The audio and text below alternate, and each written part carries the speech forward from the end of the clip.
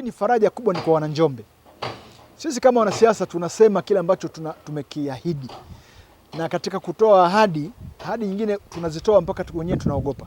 Lakini mimi sikuwa na wasiwasi kuambia wananjombe kwamba tunakwenda kufuta mgao wa maji kwenye mji huu katika kipindi kifupi, na haya ndio matokeo. Tumetembelea chanzo kwenye mto wa Gafiro, na mimi mradi huu naupenda kwa sababu mradi huu tunaujenga katika mji wa Njombe.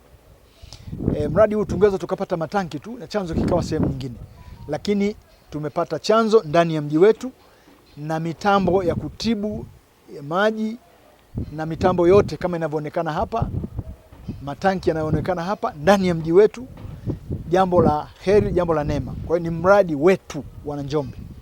Tunasikia fahari kwamba tuna mradi mkubwa wa bilioni 41, na mradi huu kama mlivyomsikia mkurugenzi ametuambia hapa, mradi huu utakuwa na uwezo wa kuzalisha lita milioni 11. Mahitaji yetu sisi kwa mpaka sasa yako kwenye milioni 10, na ni wazi kwamba tutaondoa tatizo la maji Njombe kwa kipindi kirefu sana.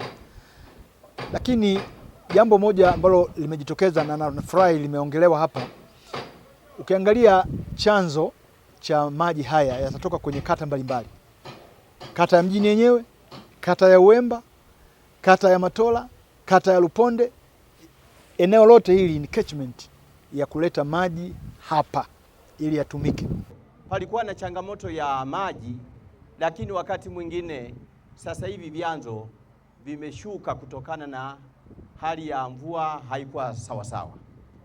Kwa hiyo kule kwenye mainteki maji yalishuka, na lile ni jambo la Mungu, hatuna utaalamu nalo hilo. Kwa muelewa, nafikiri kama mimi nilifikiri kwamba sio jambo la kulaumu sana, maana hatujapata maji, yani miaka yote hatuna maji kabisa. Kwa hiyo tunashukuru sana kwa kutupatia mradi wa maji. Asante sana.